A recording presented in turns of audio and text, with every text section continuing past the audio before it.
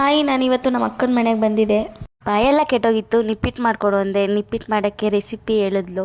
ನಿಪ್ಪಿಟ್ಟು ready ಮಾಡ್ಕೊಳ್ಳೋಣ.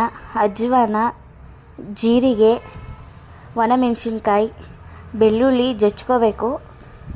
ಜಜ್ಕೊಂಡು ಒಟ್ಟಿಗೆ ಹಾಕ್ಕೊಂಡು ಮಿಕ್ಸ್ ಮಾಡ್ಕೊಳ್ಳಿ. ಜೊತೆಗೆ ಅಕ್ಕಿ ಹಿಟ್ಟು, ಸ್ವಲ್ಪ ಕಡಲೆ ಹಿಟ್ಟು ಮಿಕ್ಸ್ ಮಾಡ್ಕೋಬೇಕು.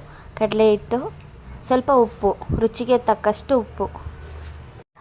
ಒಣಮೆಣ್ಸಿಕಾಯಿನ ಸ್ವಲ್ಪ ಕೈಯಿಂದ ಸ್ವಲ್ಪ ಚಿವುಟಿ ಅದನ್ನು ಪುಡಿ ಮಾಡ್ಕೋಬೇಕು. ಆವಾಗಲೇ ಟೇಸ್ಟ್ ಚೆನ್ನಾಗಿರುತ್ತೆ. ಮಿಕ್ಸಿಗೂ ರುಬ್ಕೋಬೋದು, ಬಟ್ ಈ ಥರ ಮಾಡಿದರೆ ಇನ್ನೂ ಸಖತ್ತಾಗಿರುತ್ತೆ. ಅಕ್ಕನೂ ಹೆಲ್ಪ್ ಮಾಡಿದ್ಲು ನನಗೆ ನಿಪ್ಪಿಟ್ಟು ಮಾಡೋಕ್ಕೆ. ಜೊತೆಗೆ ಕರಿಬೇವಿನ ಸೊಪ್ಪು ಹಾಕ್ಕೊಳ್ಳಿ, ಇನ್ನೂ ಚೆನ್ನಾಗಿರುತ್ತೆ. ಜಾಸ್ತಿ ಹಾಕ್ಕೊಳ್ಳಿ. ಮೈದಾ ತಗೊಂಡು ಮೈದಾ ಆ್ಯಡ್ ಮಾಡಿ ಮಿಕ್ಸ್ ಮಾಡಿ.